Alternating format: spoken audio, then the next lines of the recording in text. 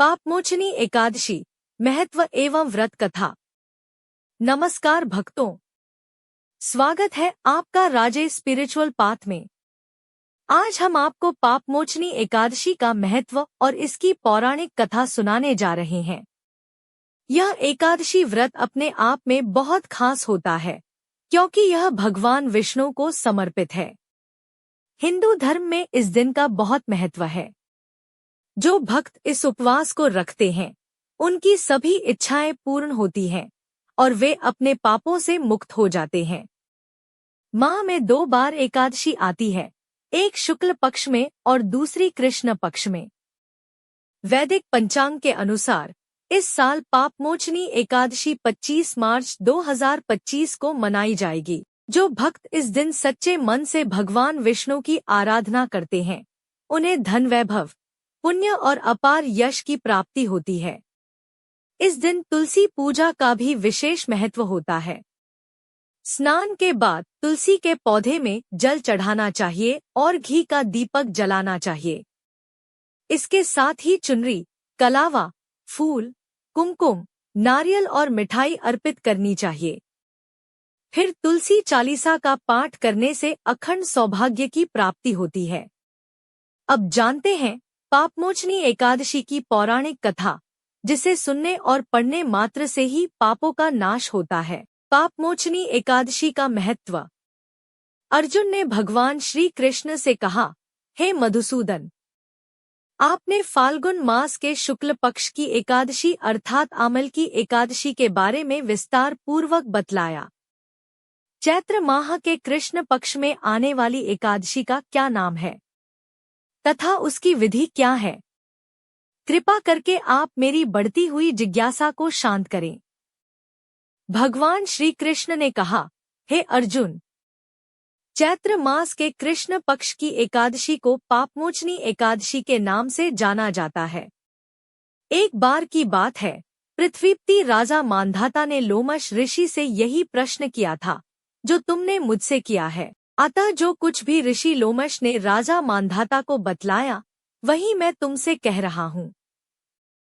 राजा मांधाता ने धर्म के गुह्यतम रहस्यों के ज्ञाता महर्षि लोमश से पूछा, हे ऋषि श्रेष्ठ, मनुष्य के पापों का मोचन किस प्रकार संभव है?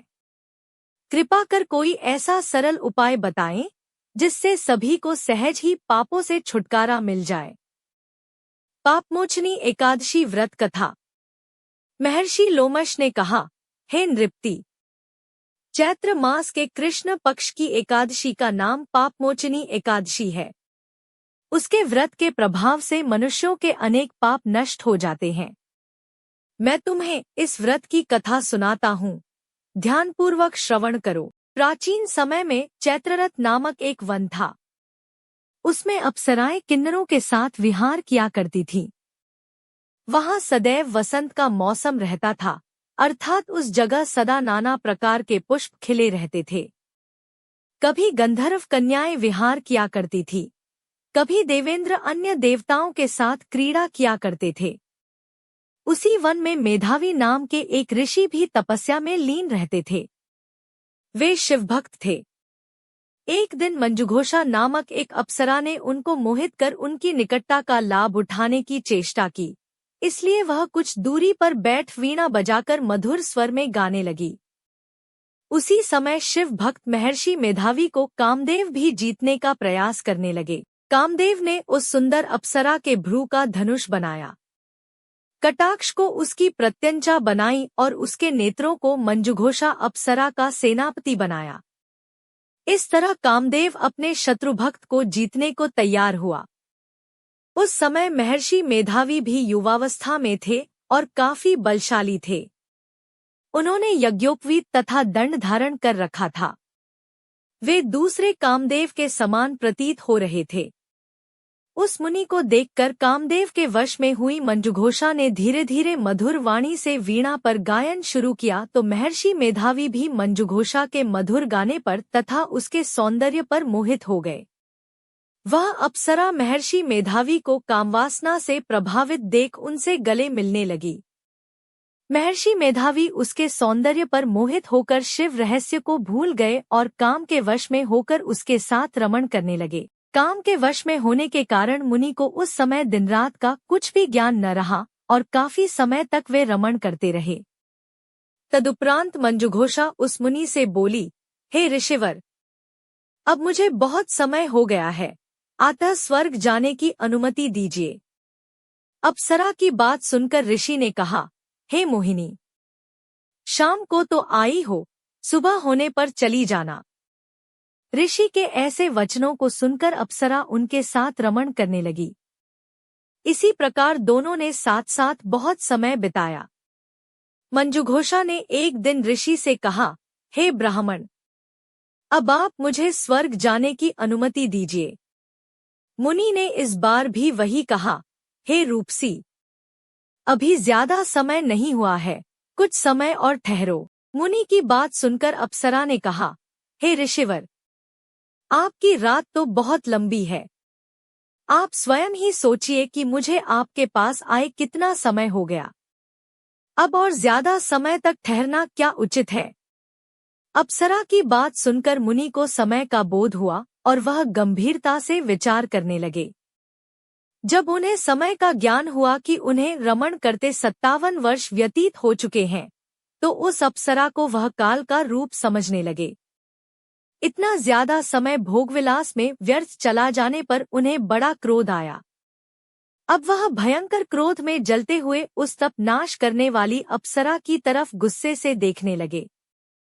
क्रोध से उनके अधर कांपने लगे और इंद्रियां बेकाबू होने लगी। क्रोध से थरथराते स्वर में मुनि ने उस अप्सरा से कहा, मेरे तप को नष्ट करने वाली दुष्ट, तू महापापिन और बहुत ही दुराचारिणी है, तुझ पर धिक्कार है। अब तू मेरे श्राप से पिशाचिनी बन जा। मुनि के क्रोधयुक्त श्राप से वह अप्सरा पिशाचिनी बन गई। यह देख वह व्यथित होकर बोली, हे ऋषिवर, अब मुझ पर क्रोध त्याग कर प्रसन्न होइए और कृपा करके बताइए कि इस श्राप का निवारण किस प्रकार होगा। विद्वानों ने कहा है, साधुओं की संगत अच्छा फल देने वाली होती है और आपके साथ तो मेरे बहुत वर्ष व्यतीत हुए हैं, अतः अब आप मुझ पर प्रसन्न हो जाइए, अन्यथा लोग कहेंगे कि एक पुण्य आत्मा के साथ रहने पर मंजुघोषा को पिशाचिनी बनना पड़ा। मंजुघोषा की बात सुनकर मुनि को अपने क्रोध पर अत्यंत ग्लानि हुई, साथ ही अपनी बदनामी का भय भी हुआ। अतः पिशाचिनी बनी मंजुघोषा से मुनि ने कहा, तूने मेरा बड़ा बुरा किया है, किंतु फिर भी मैं तुझे इस श्राप से मुक्ति का उपाय बताता हूँ। चैत्र मास के कृष्ण पक्ष की जो एकादशी है, उसका नाम पापमोचनी है। उस एकादशी का उपवास करने से तेरी पिशाचिनी की देह से मुक्ति हो जाएगी। ऐसा कहकर मुनि ने उसको व्रत का सब विधान समझा दिया।